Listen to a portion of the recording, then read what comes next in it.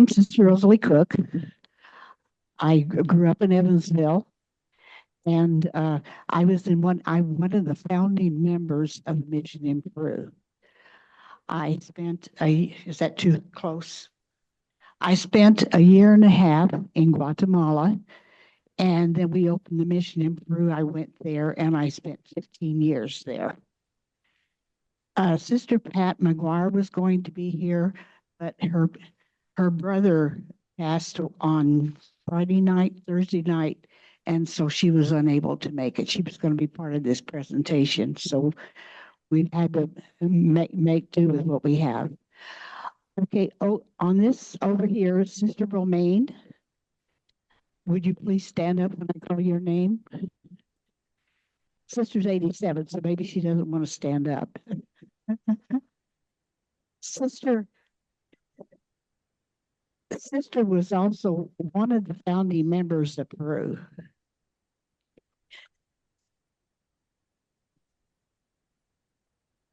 She went to Guatemala in 1960. She's very planning here. She went to Guatemala in 1965. She went to Peru in 1968, and she came back to the States in 2015. She completed 50 years in the missions. She is our star.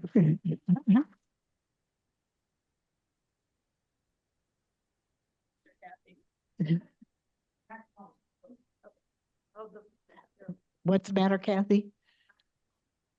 Well, that's what I was asking a while ago to see. That's why I wanted to put it in this.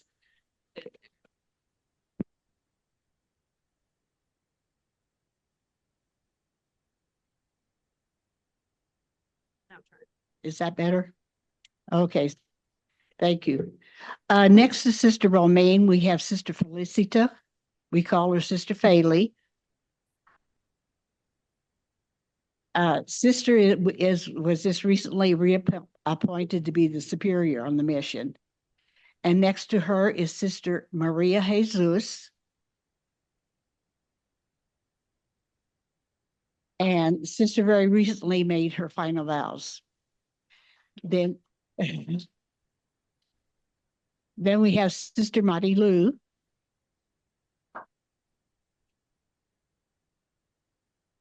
Sister Berta.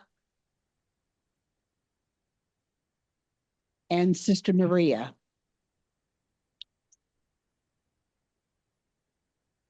And back here behind me, we have Sister Kathleen Cash. She's our sub-prioress right now. The part that I'm going to give is going to be mainly on the history of why the Ferdinand Benedictines went to South America, and then why they eventually ended up in Peru. And then Kathy is going to be talking about more recent time and what they're doing now. I've been home for 40 years. So a lot of things have changed in the town and in the ministry. So she will give that part of it. Okay, you have this up there, a short history of the Ferdinand Benedictines and foreign missions. What do I do to change this one?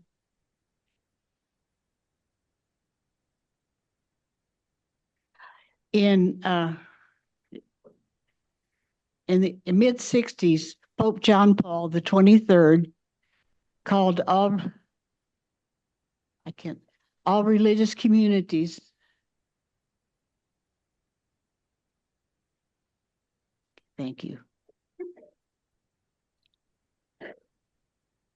called all religious communities to send 10% of their sisters to work in the mission fields in other countries. So our response was that we would begin doing that. The United States Benedictines responded to this call, sending a collaborative team from various communities to serve in Bogota, South America. We have it to the right, we have a map of Colombia, and you can see approximately where Bogota is located.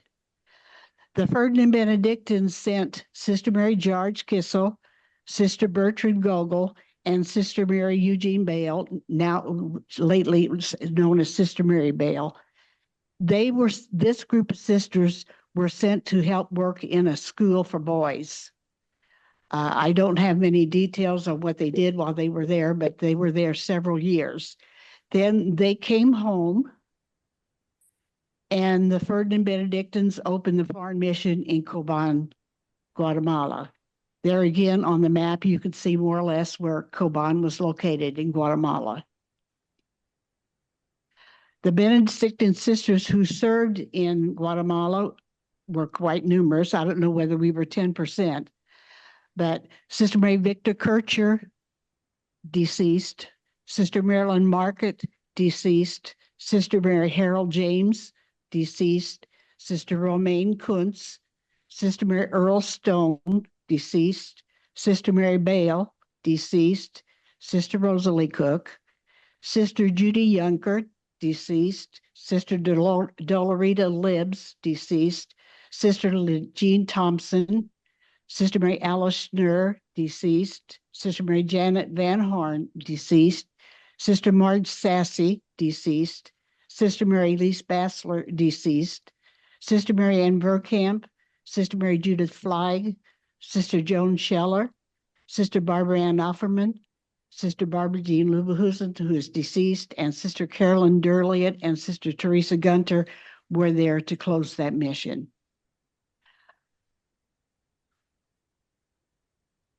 Can they see that top line on there? The call to missionary work in Peru. The Augustinian monks from the Chicago province, that's Pope Leo's community, they began staffing the new diocese of Chulucanas in 1964. Bishop John McNabb from the Augustinians became the first bishop in Chulucanas. The Augustinians from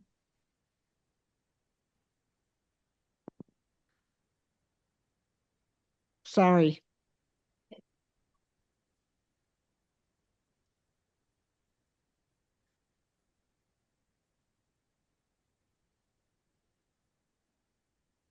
I will try not to do that again. The Augustinians from Chicago began staffing two parishes, one in Morropón and one in Santo Domingo.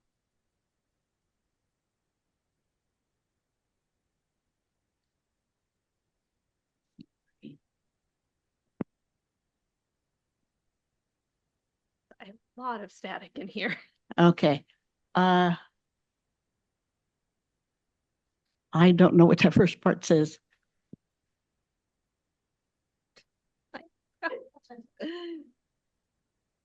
Give it a second. Just don't touch anything.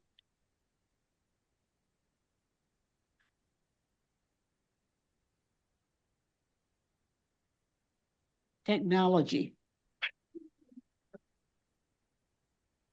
Father Ed Chapman, one of the first missionaries to Peru from the Chicago province, came to Morropón in 1964. He built a convent for sisters to teach in his dream of establishing a Catholic school. The group of sisters that were supposed to come, they weren't Benedictines, backed out of his plan. He was kind of up in the air. He didn't know what he was going to do. Father John Tasto, brother of Sister Maria Tasto, wrote a letter to our community in Ferdinand asking for sisters to come to staff the new convent. We responded. What's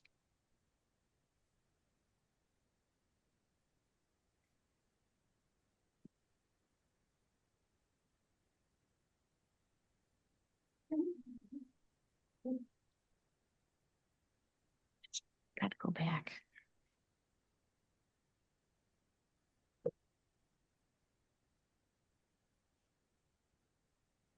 Okay, the first Benedictine sisters that opened the house in Peru opened January 1969.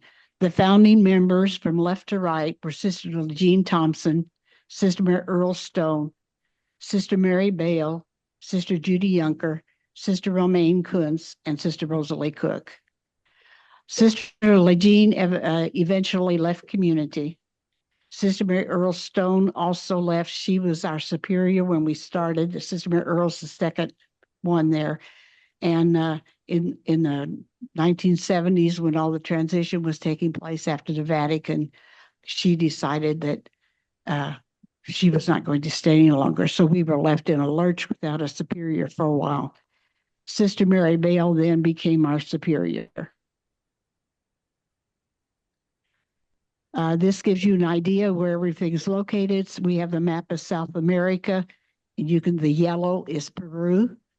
Then we take Peru out and put it over on the right, and the red part is the Department of Piura, and Moropone's located in that department. And this is a Department of Piura, and the arrow indicates where Moripone is located. Is this hard for, I'm sure this is hard for you to see, but I asked for more TVs, but they told me if we zoomed, I couldn't have more TVs. The picture at the bottom is the sister's house that Father built. And that's what he was hoping that we could begin his school fulfilling his dream. The Ferdinand Benedictines who served in Moripone and Santo Domingo were Sister Romaine, Sister Mary Earl, Sister Mary Bale, Sister Rosalie, Sister Judy, Sister Legine, Sister Mary Janet, Sister Marge Sassy, Sister Barbara Jean, Sister Patricia Ann, Sister Diane Weiss, Sister Mary Leah Bale, and Sister Ida Otto. So you can see we had a pretty good response to working in the foreign missions. These are our Peruvian sisters today. I think there's one in the middle that has since left community also. The one in the front in the middle. This is part of their life. They're praying in church. There's a statue of Saint Isidore. The parish name is Saint Isidore the Worker. And it was very probably his feast. This is a picture taken for Sister Maria Jesus' final profession, which was very recently. You can see Sister Anita is there with her, and also Sister Magna was the superior at that time, so she was helped there for the reception. This is another picture of them working in the part of the church. I'm not sure who this is on here, but it's just another activity that the sisters are involved in. Evidently, they were having a picnic here. So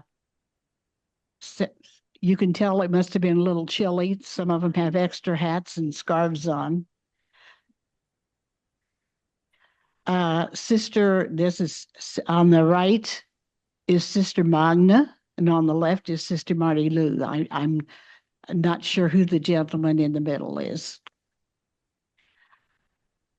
We opened houses in 2 parishes in the Diocese of Chulucanas. One was San Isidro, which is Saint Isidore, and the other was in Santo Domingo, which is Saint Dominic.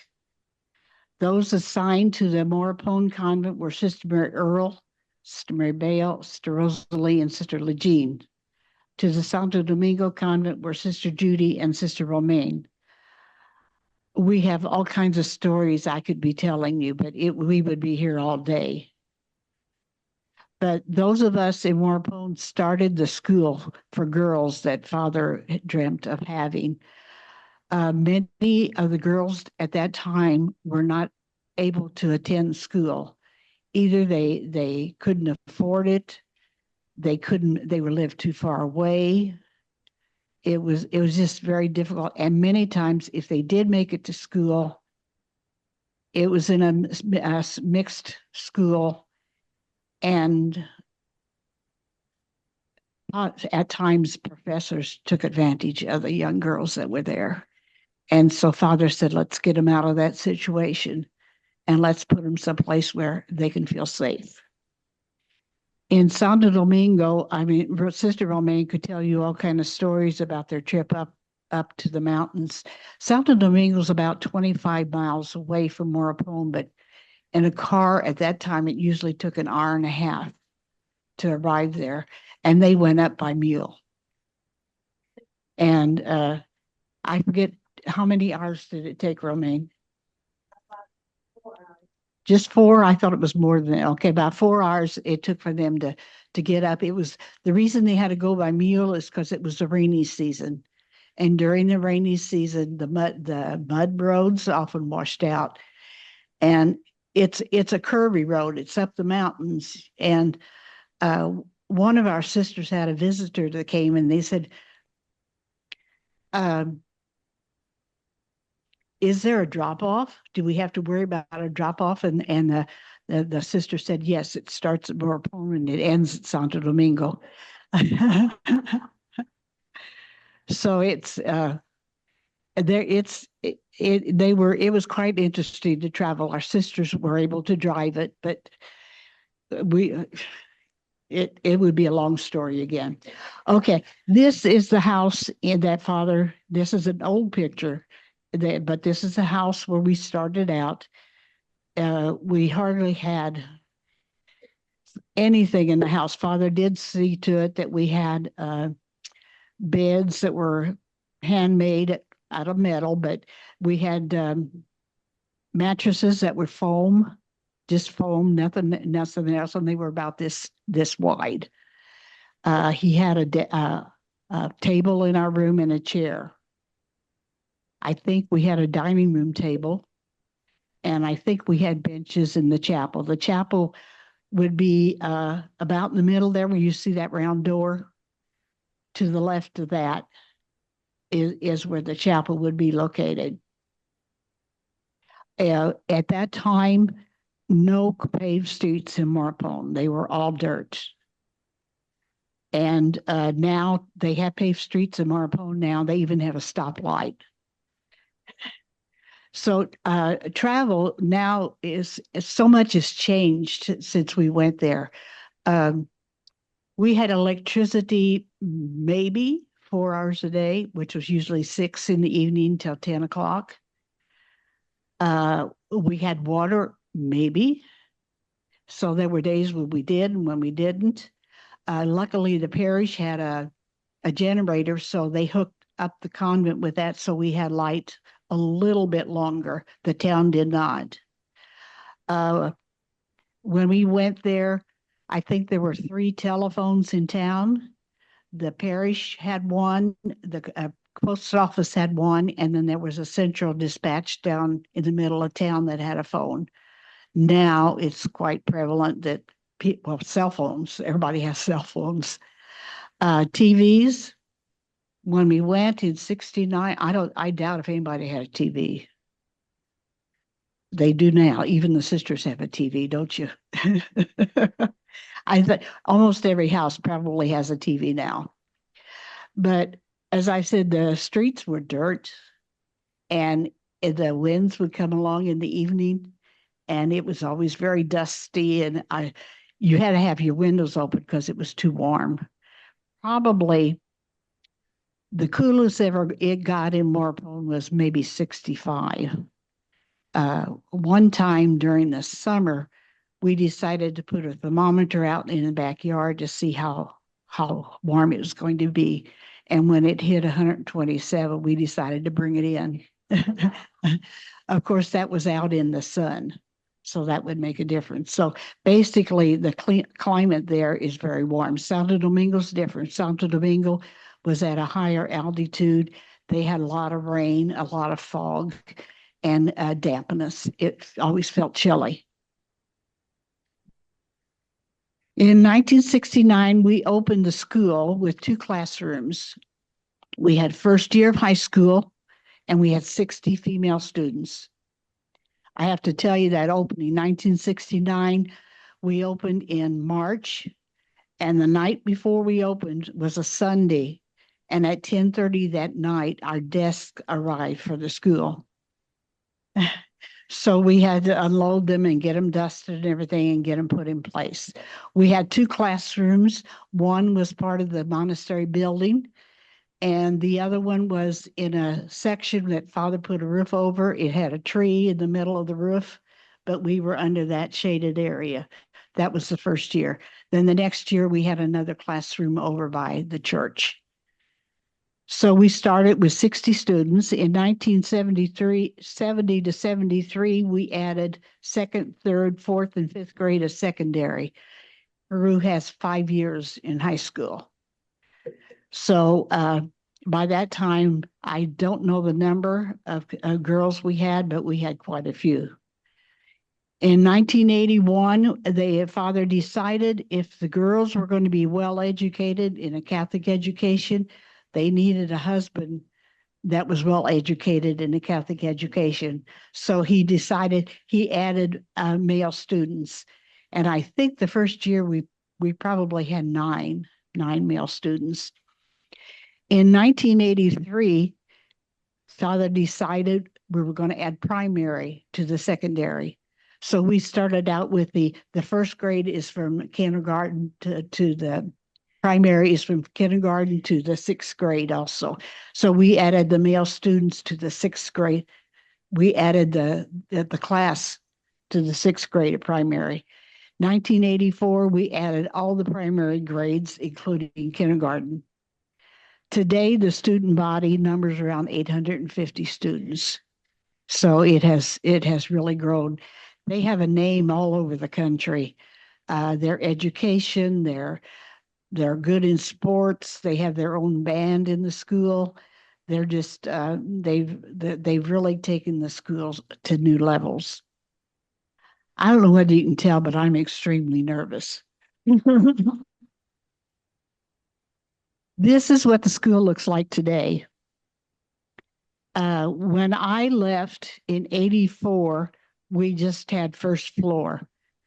And that originally was, they called it a bodega. It was a warehouse for a finca.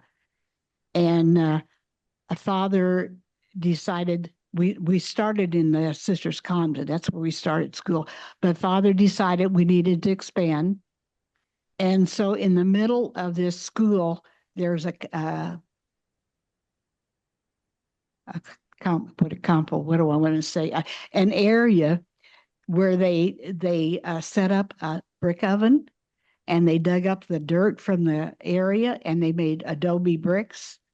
And the young women that were with us in the school helped us move those bricks from different places when they needed to get out of the way of the brick makers. We went out and we had assembly line and we passed the bricks to another section. So we were very much a part of building this school. Then after I left, they added the second level. When I was there, we did not have windows in the school. You can see that now they do. So if at times it was chilly, if there was any wind or anything, it was kind of chilly in the classroom. Father Chapman's next dream started in 1977. He asked us to open a boarding house. That was quite a stretch because we were already teaching all day in school. And then we did our own housekeeping and whatever else needed to be done. So we added at the beginning 24 young girls from outlying areas that couldn't afford to go to school. They lived at such a distance that they were unable to go to school. And it was just incredible to see Father dug these kids up from all over the place. They were up in the mountains. They had to come down in trucks and things to get to school. They had to, I remember the one little girl that came, her daddy was with her and he had a burro. And they had everything she had was in an alforja, which is a saddlebag made out of cloth. And she was carrying that, and she had her one dress in it. Over the burro's back, he had another alforja, which was full of corn and things like that. And that's how they paid their room and board. We did not charge them anything else. They would bring produce. They brought chickens. They brought goats. They brought fruit, bananas, yucca, whatever they could. That's how they paid for their room and board. They were poor kids who were unable to come in and have an education. And some of them were much older because they hadn't had a chance to go to school. Sister Faley and Sister Maria, I think they were both 19 years old when they came to the pension and came to school. So they were there in school with the 13, 14-year-olds working to get their education. In the pension, I feel like they lived almost a Benedictine life because they did all their own work. They cleaned, they cooked, they did their own laundry. Of course, they had study halls and everything, but we we couldn't afford to hire other people. So they learned how to live in community life. They prayed together. They went to mass every morning. They said the rosary at night. So they learned how to live in community. We eventually ended up with 52 girls boarding with us. That was quite an expansion, but we managed to do it. They like I said, they did their own. They went to the market and picked up their own food. They picked up the meat, the potatoes, whatever else they needed, and they brought it home. And Maria and Faley were a couple of our chief cooks at that time. They were the ones that led the kitchen work and ordered the things for the kitchen.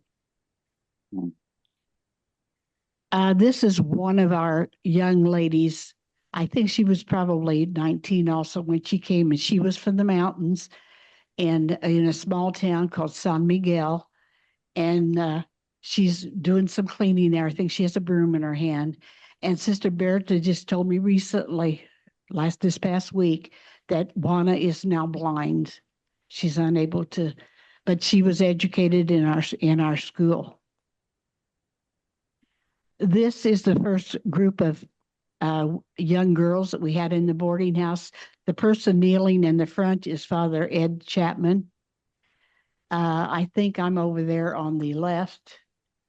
And are any of you in here? I don't think so. I don't believe they were in the first group. But we had ages ranging from 13 to, I guess, probably like 20. I know on the very first day, this is back to the school. On the very first day, one of the gals that came in was so small that Sister Earl pushed her back out the door. And she said, "No, this is only for secondary. This is only for secondary." But she was just that small. She was of the right age. At that time, there was quite a bit of malnutrition. This is a good story. We thought I was here in the States and for 2 months, and I thought we were really going to fix it up for a nice Christmas next year. I found this scrawny little paper green tree. You can see it on the left side. And I thought, well, I'm going to take this back. And I spent hours and hours at fixing other people's lights that weren't working anymore. And I tried putting new ones in until I had a bunch of strings of lights that worked. And I was so proud of it. And so we got this tree and I put these lights on it and got it all lit up. And the kids were standing there and we plugged it in and we forgot to use a transformer. You weren't able just to plug things in. You had to go through a transformer. And that was so much for those beautiful Christmas lights that I had for those kids. A couple more of the girls doing dishes, cleaning up after a meal. At the beginning, we did have uniforms made for them that they could use on a daily basis. But after a while, I think those wore out and they had more dresses to wear. We did that before because we didn't want them to feel like they weren't up to the rest of them. A couple more of the girls, I think that's not sister. To the left is a girl named Mafalda, and to the right is Rosa. Here they're shelling beans. And this is how they traveled back and forth from the pension. When it was time for them to go home for a weekend, they made arrangements for a truck to stop by, and usually the trucks were full, and they would stop by and pick up the kids, and that's how they would go home. And then they would come back the same way, coming down in a truck. And sometimes our sisters went back and forth from Morpon to Santo Domingo that way. Most of these were photos from the past. And these are sisters ministering in Santo Domingo. I want to get back to that one. Okay, this is Sister Magna. I forgot to mention her. Sister Magna is the principal of the school, and she left this past week because she had to get back for registration for the coming year. But here she was assigned to Santo Domingo, and they had set up a radio program that they could broadcast to the folks in the area. Sister Romaine set up this wonderful little clinic, and the people called her La Madre que Cura, the sister who cures. And here she's talking to a woman, and evidently the woman's son is eating some kind of fruit, or they're both eating something there. Sister Romaine with a woman from Santo Domingo. I just wanted to show you the typical dress of the women in the mountains. This would be Santo Domingo. Behind them, you can see the church in Santo Domingo. You can also see the beautiful scenery. In Santo Domingo was at a higher level. We served in Marpon. We were in the semi-desert. It was very dry. Sister, you can't see it on the photo, but Sister Romaine is receiving a bag of produce, probably corn or yucca or something the woman is paying for her medical treatment. This person, I think, just came to buy some medicine. Sister would have medicine that we would go into the city and buy medicine, and then she would sell it at a reduced price. And anybody who gave donations to the missions would help buy that medicine and make it available for them. She's tending to a woman with a sore in her leg. This is a view of the streets in Santo Domingo. You can see it was built on a hill. The houses had no front yards or anything, and this was, at that time, it was a dirt street. But it's a beautiful area, just gorgeous when you travel there. They were building a hospital in Santo Domingo, and I don't remember if that hospital got finished. It did, but I just wanted to show you construction. Look how can you see the branches of things that are holding the wall up as they're working? And they used a ramp to get the bricks up, and once again you can see the beautiful mountains behind them. Photos from the past, sisters ministering in Marpon. This was probably our first year when we had the school, and folks from the States had donated the sewing machines, and it was a homemaking class. And the first uniforms that we made for the kids, as I said, we made uniforms because we didn't want them to be put at different levels because of what they wore. And it was just the first year we provided all the materials for their uniforms.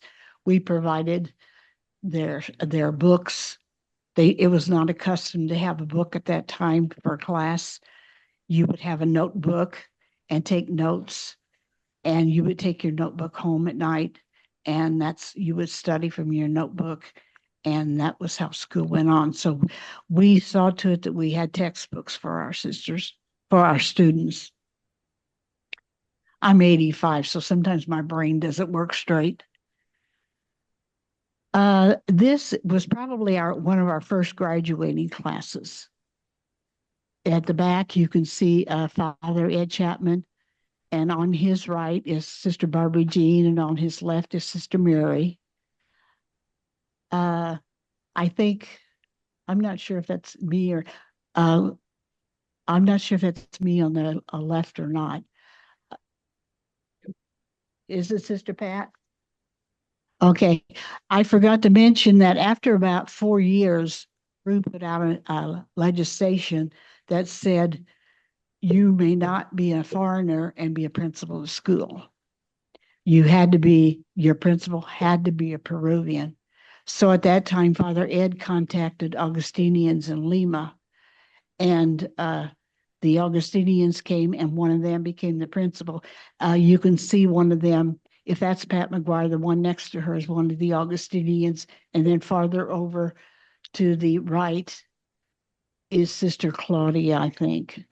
And they taught for many years and ran the school.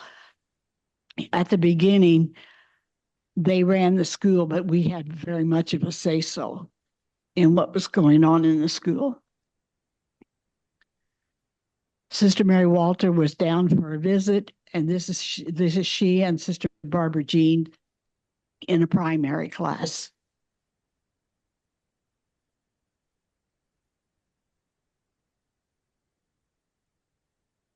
These are just more students in the classroom. You can still, those were some of the desks that we arrived the day before school started. More of the same. I think that might be Sister Legine teaching up in the front. The blackboards were just cement painted with green paint. So this is the school today. No, it isn't. Yes, it is. Okay. We had a court that was supposed to be like a basketball court, and that was where our students practiced any games that we allowed them to play. This is moving on to today. Sister Berta here is teaching primary students. I don't think she teaches primary anymore. I think she teaches secondary. Is that right? She teaches up in Santo Domingo now. She was in Morapone. Aren't they darling little kids? Sister Berta is also taking communion to the elderly here. That was part of her ministry. Sister Magna, she was principal at the time, I'm not sure, but she's working at her desk. Sister Faley is also working at her desk. This looks like a group of students that maybe they were in a contest or something. And to the left of the picture, you see Sister Faley with her students. Am I going too fast? I think this was on a Teacher's Day, the Day of the Teachers, and this was the staff at St. Rita's. That's quite a crowd. Sister Maria is teaching, I think she was teaching a religion class, I believe. This is how our students in town came to school. This is much later. You can see there's paved streets now. It's like a motorcycle in the front, and then it has that kind of canvas part over the back where the passengers would sit. And now they're just, you see, they're running all over the town, all constantly. When I was there, the kids walked to school. This is just another picture of some of the students in the school. And it says up there, St. Rita Temple of Science and Virtue.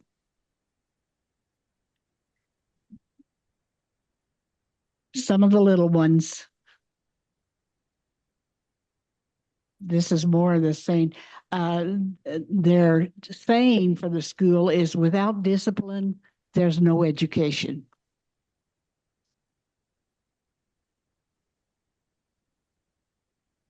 I think these are some more of their teachers. I got some of these photos from Facebook that it's custom in the schools to have many desfiles, many parades. And these are the students of St. Rita's getting ready for a parade. And behind them, on the left of this slide, you can see the school. And on the right of the slide, you can see the convent. This is more of one of their getting ready for one of their parades. The plants you see in the back, that purple, oh, it's bougainvillea. It's a gorgeous plant.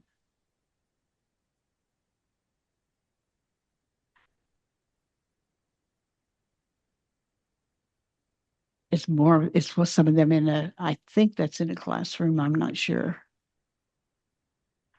Sister Maria, I think she was getting an award or something at the school.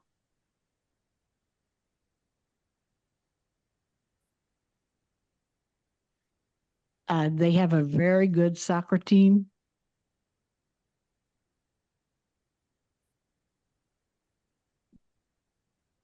This was in their, I guess we'd call it a gymnasium. Those are their bleachers in the background, and that's how they have student assemblies. I think this is another part of a soccer team, but I'm not sure.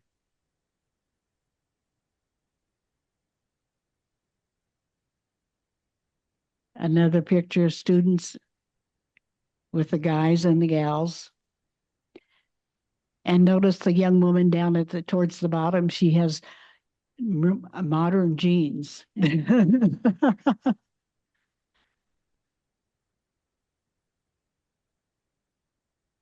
This is inside of one of the classrooms. Very much changed from when we were there.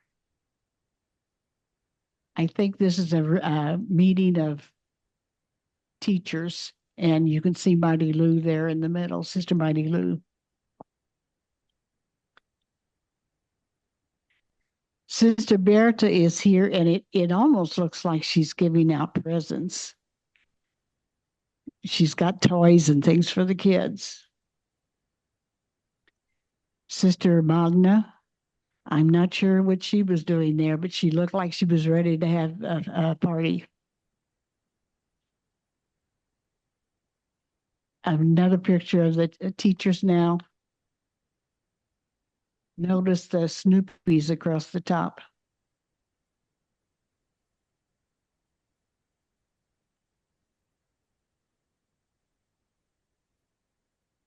They have an alumni association, and they come back and have lots of memories. And what's wonderful is that you see both guys and gals there. This one looks like it might be an alumni meeting with just one of our all girls graduating classes. Another one. Sister Jean Marie, are you here? She's in the center there, and Sister Pat is right behind her.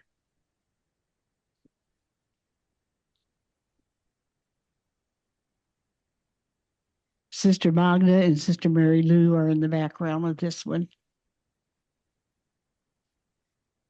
Sister Mary Leah had a special dream. Hers was working with the elderly. It was not a community project, but she managed to make it go.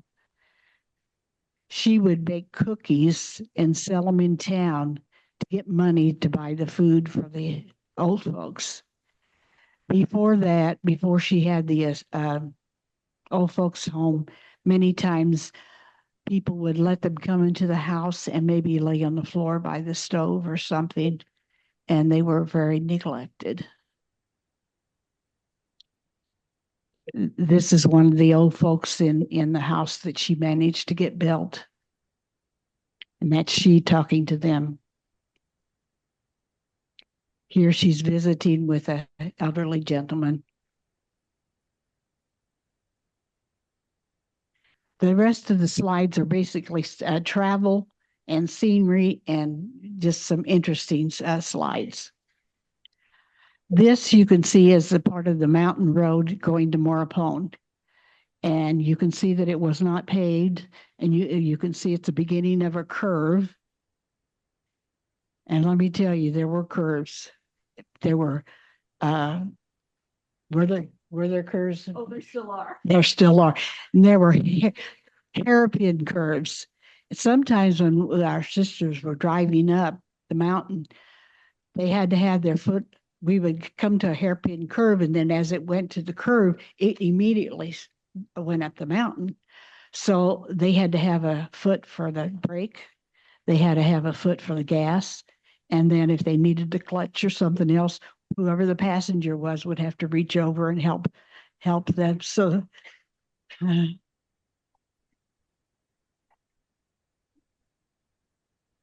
now to the bottom of the picture, you're quite a distance up in the air. All the way, the road is going down. Can you see how it winds around and goes down at the top of the picture is the lower part of the road. And so maybe 15, 20 minutes later, your car would be down there instead of up here.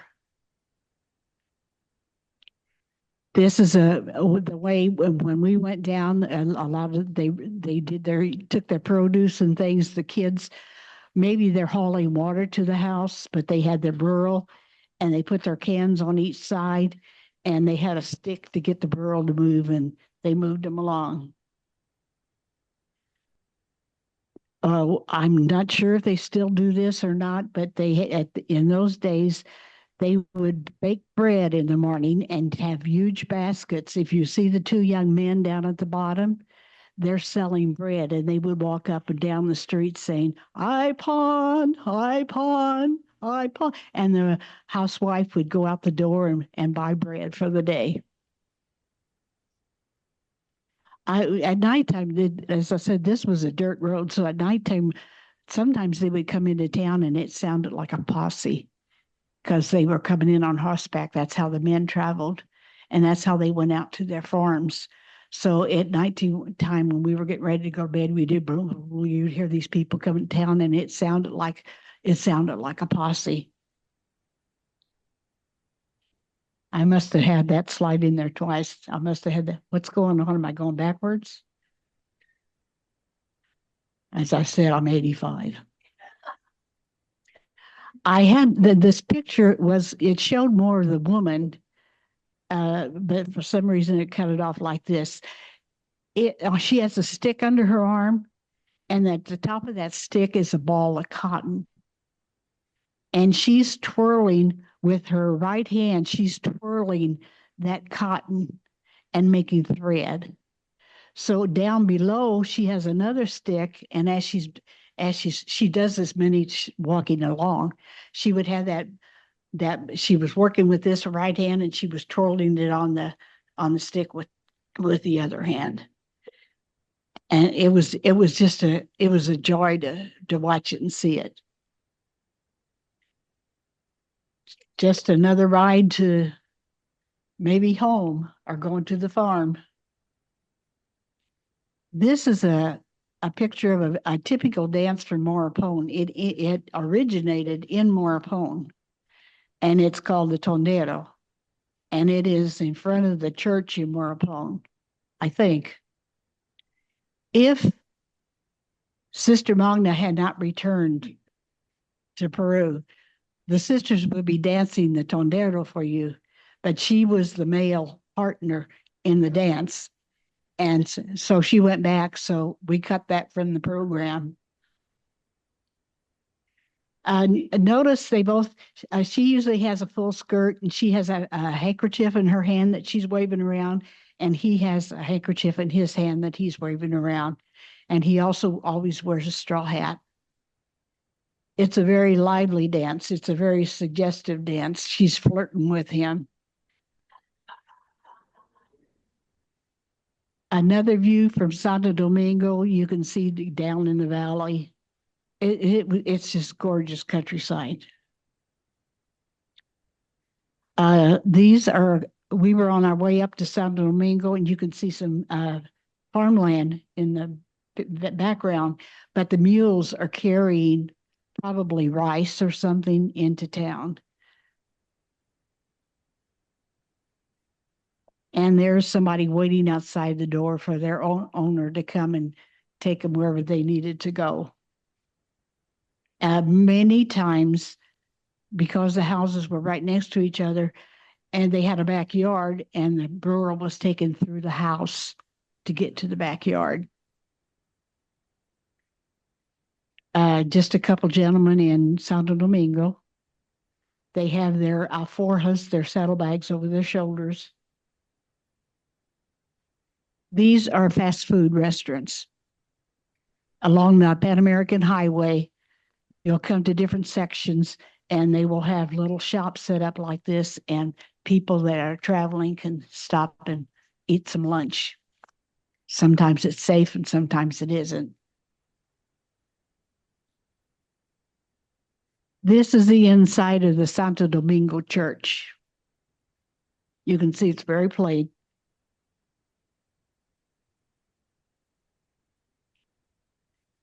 I believe I think I took this picture and I was trying to show the rice fields. They grow lots of rice, even though it's dry. They use lots of irrigation. And I was trying to show the rice fields, and it doesn't really show a whole lot, but this is a street in Santo Domingo. That isn't the sister's house, is it, Romaine? Yeah. It is a Yeah. sister's house? Okay, the yellow one? Okay, the yellow one is the sister's house in Santo Domingo. The Augustinian priest helped build that for the sisters. And this is interesting. This is very common. You're going down the road. I think I was inside of either a truck, and the cows are right there. And you just had to wait until. This is another story, but one time, Father Dan Turley we were going back to Morapone. He had Sister Pat and me in the car, and we came up behind a herd of cows, and Father Dan said, "Say boo." And so I stick my head out the window and I said, "Boo." And he laughed and laughed and laughed. The type of cow is called cebu.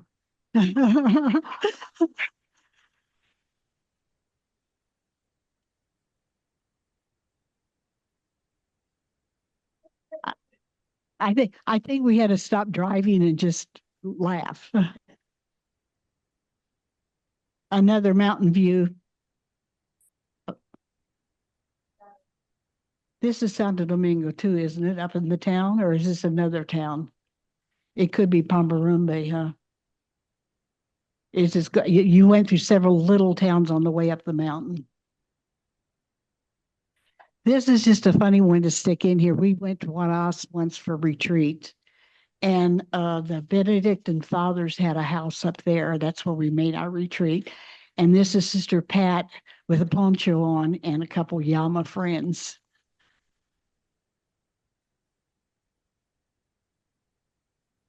These are alpacas. Alpacas have a very, very fine fur.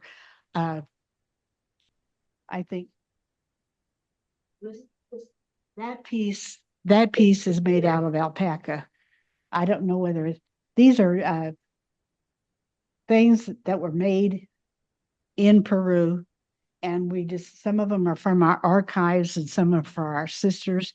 But anyway, we decided to put those out. And I'm going off track here just a little bit.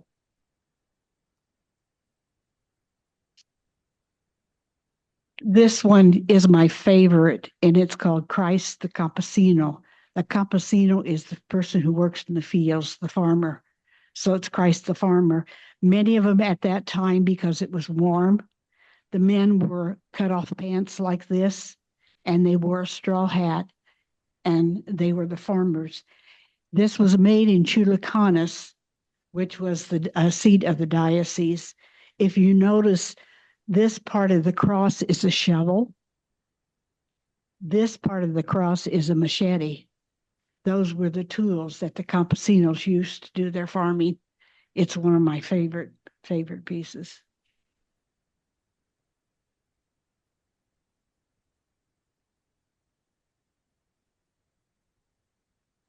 While we were in Huaraz, we were traveling around, and there's a plant that grows in that area, and it's called the century plant.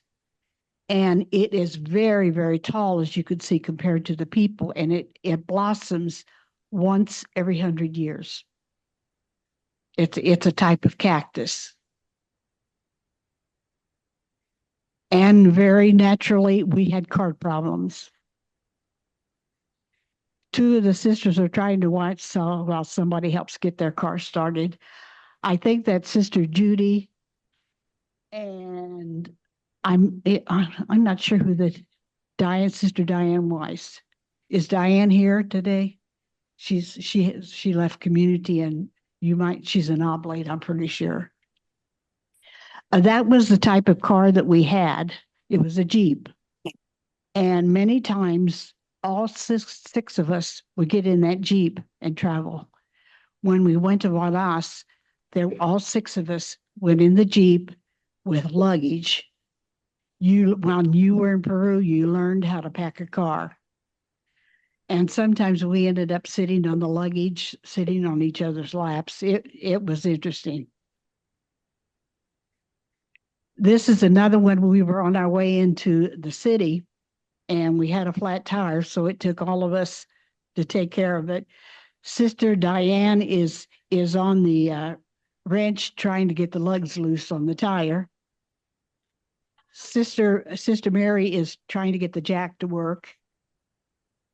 Sister Pat over here is holding the tire that we're going to put in place. And I think I'm just bending over there, just telling them all what to do or something. But the roads, oh no. The roads were dirt. And one time, two of our sisters were traveling over to the city of Chulucanas to get water because we didn't have water in town. And because of the dirt on the roads, it was very dusty, and you couldn't see what was coming and going. And there happened to be it's called a colectivo. It's a type of taxi, I guess you'd say. It's how people travel from one place to another. And they were coming towards the sisters in a dust cloud, and they weren't on their side of the road. So they hit our sisters. I think it was Sister Barbara Jean and one of the other sisters at that time. They were not injured, but they did have an accident. And it was common on those roads. At one time, it was after I left, but 5 of the students were killed on a road like that down in Morapone from St. Rita's. Thank you, Kathy.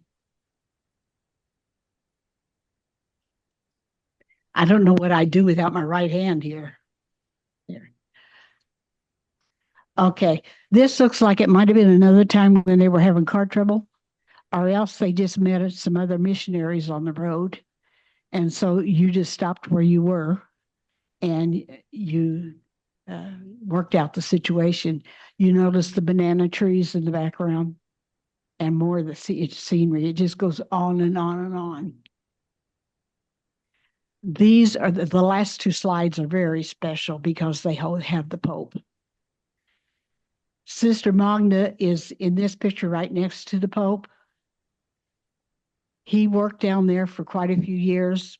I think it really formed his way of living now.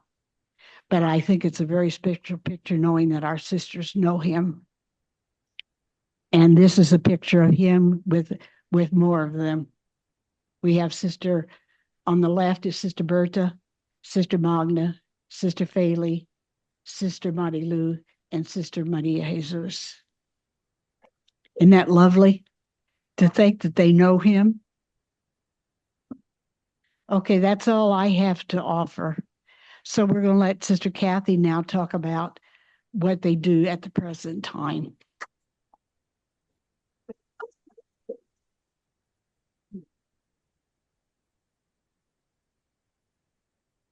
I'm not nearly as interesting, and I don't have any pictures. She shared my pictures in there too. So I had my connection to this because you might have noticed my name didn't appear on any of those slides when she talked about who was down there. When I came to community in 2004, the first question I asked was about how can I be a missionary in Peru? And I was told I had to wait till I made my final profession. So I made my final profession on October 1st, 2011. And on October 2nd, 2011, I sent my letter to the prioress saying, okay, what do I do about being a missionary? I was allowed to go for 6 weeks in 2012, and I spent time with Sister Mary Leah, Sister Romaine, and all of our sisters. But at that time, we weren't interested in sending sisters back permanently, any more sisters permanently. And then in 2020, I was allowed to go back for another 6-month visit with the hope of maybe discussing my staying. But we all know 2020 was a very complicated year. So many things prevented that, and I ended up coming back home because my service was needed here. So my story comes from spending small amounts of time with our sisters, and in addition to being the sub-prioress for our community here, I am the liaison today between our community here in the U.S. and our sisters in Peru. And a big part of my job is each year I go to different parishes and I speak about the missionary work of our sisters today. So I know I've seen at least a couple of you at mission talks that I've given in your parishes around this area. So that's my qualification because I'm not mentioned anywhere else. So I want to just talk a little bit about what life is like, and especially about the amazing work that our sisters continue to do to this day. So Sister Rosalie said a lot of things, it used to be like this and all of that. And while some things are much better, many of the roads are paved today. A lot of the things that she talked about, and she said, oh, it was, back in the 60s, 70s, 80s, it was like this. Can you believe that? Actually, some things are still like that. They do have electricity mostly 24 hours a day, although it's not as stable as it is here. But things like water, they do not have consistently to this day. In fact, our donors, some women of the rule, as well as some other donors, helped to give them the money they needed to put in a cistern so that they can better collect water when the water is running, so that they can put it up in their tank and save it for later. Because water is still unstable for them and for many, many, many people across the country. Although the road up to Santo Domingo today is paved, and it's a much nicer ride. Actually, when I went in 2012, it was still dirt. It is paved today, but it still takes about an hour and a half to go 25 miles because the curves are still there. Because when you come across a car going one direction, some places are still impassable, and you have to go back till you get to a place to let them pass. There are still towns that are not reachable by car, that are reachable only by going on foot or by taking the donkeys to get to them. These are the people that our sisters really set out to serve. It is the Church of God. It is the people of God living in all of these areas who are very much in need of the services of our sisters. So a little bit about what our sisters do for these people today. Right now, Sister Magna, as I think Sister Rosalie said, is the principal, the director of Santa Rita, the school that we've been talking about, that although it is not technically our school, we have had our hands in running that school basically since its inception. And to this day, she remains the principal of the school and manages all of that for the 800 and something students that they have. In addition to Sister Magna, Sister Marilu also teaches in the school. She teaches information technology classes to the secondary students there. She also teaches religion classes. So we still have a big hand in that school. Up until very recently, Sister Faley also taught in the school, but the laws in Peru are a little bit different than they are here in the US. And you cannot work for state-run organizations after the age of 65. And so when she reached 65, she was required to retire from that position. So she had to step away from working in the school. Sister Berta is also a teacher. She teaches religion, and like Sister Rosalie said, she teaches religion up in the mountains. So she actually teaches in 2 schools, one in San Miguel and one in Pamparumbe. So she actually, both of them are unlike Santa Rita, which is a huge school. They're both very small schools, very few students, because we are talking about really, really rural areas where she works. The kids that she reaches are kids who have to walk quite a long way to get to the school. Many of them are still living in places where walking is the only way to get there. Although once they get to the main road, they might be able to catch a car or a moto taxi to get the rest of the way to school. So she teaches in those 2 schools. And then both Sisters Maria and Sister Faley are retired. Sister Maria does a lot of the support work in the house.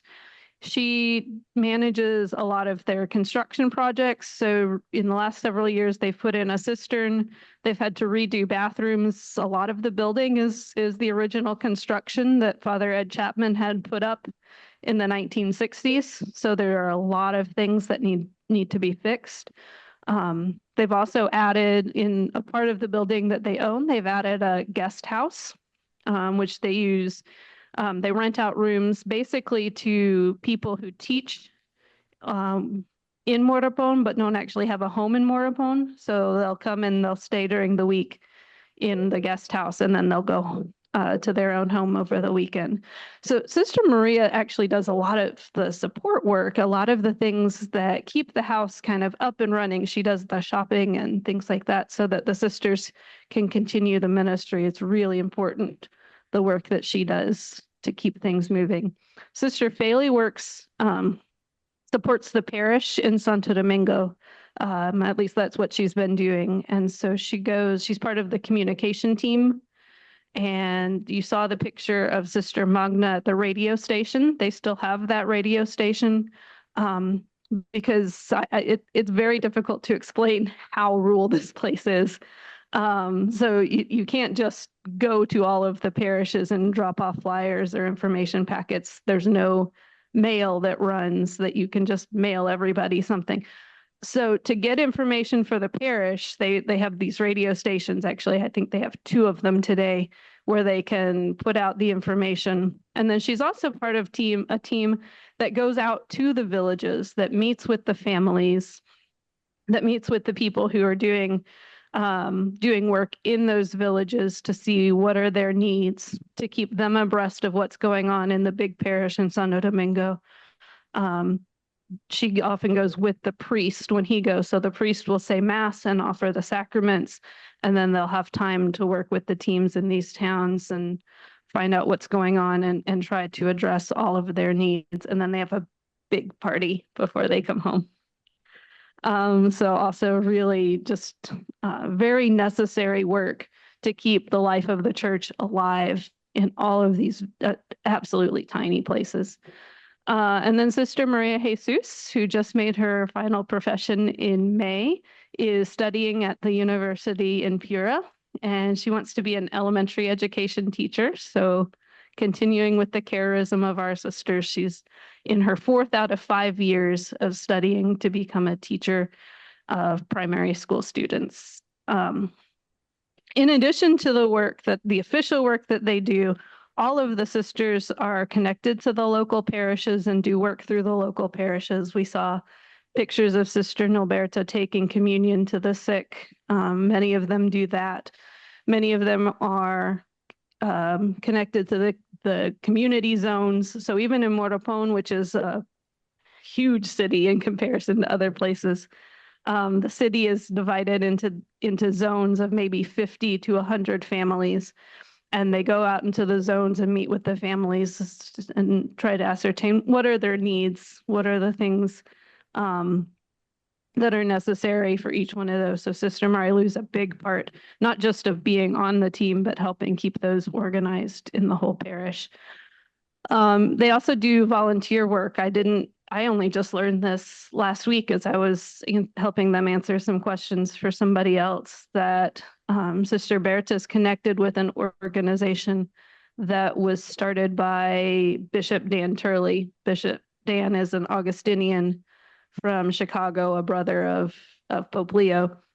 And he was the Bishop of Chulucanes for many, many years. And he started this kind of an organization where they bring in young doctors from around the world, and they come twice a year. So the doctors come the first time and they visit with patients, all patients who are coming from these rural villages, people who have very few resources, have no ability to get medical care otherwise, but they'll meet with them the first time and do x-rays and get all the information they need and run tests and see what it is they need. And then they come back a few months later prepared for whatever surgery, most of this is surgical, whatever surgery that person is going to need. So when they come back, they're prepared to do all of the surgeries for all the people. Sister Berta helps the people know, helps collect those people, helps to get them there, helps to get the information out so that those doctors can assist them.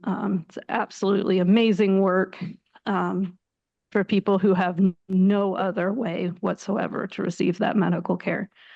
And that's just a tiny, tiny piece of the work that they do. They are so well known in the town that you just step out the door and they have people waving and saying, "Hello, sister," and everybody wants to speak with them, and they'll stop them on the way to church or on the way to school and say, "Will you pray for this?" Or "There's a need going on here. Can you help?"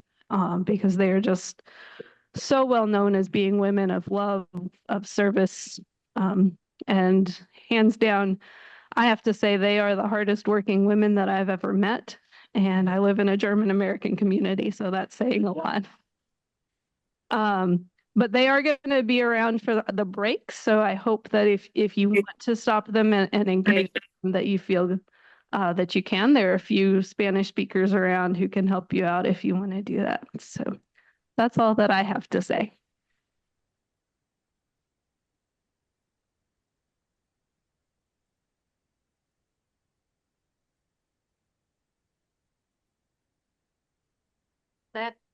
That's all pretty amazing. Thank you, sisters. You are doing amazing things. And now I'm really envious of the women of the rule who will be going in July to spend some time with you. I also wanted to ask,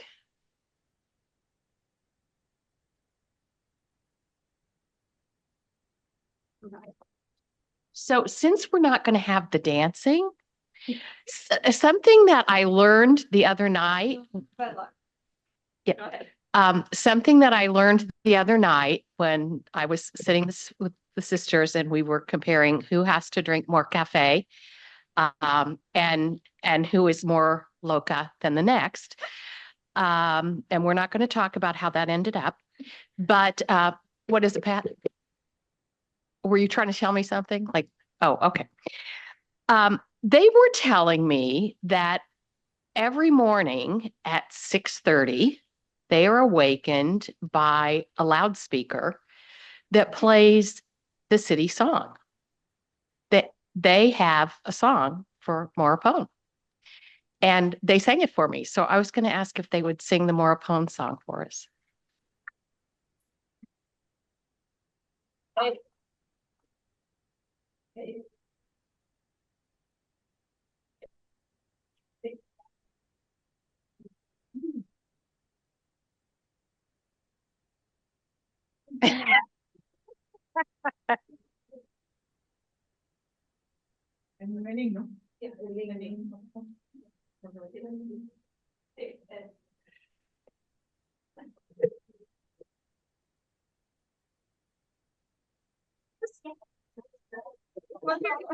Or you can,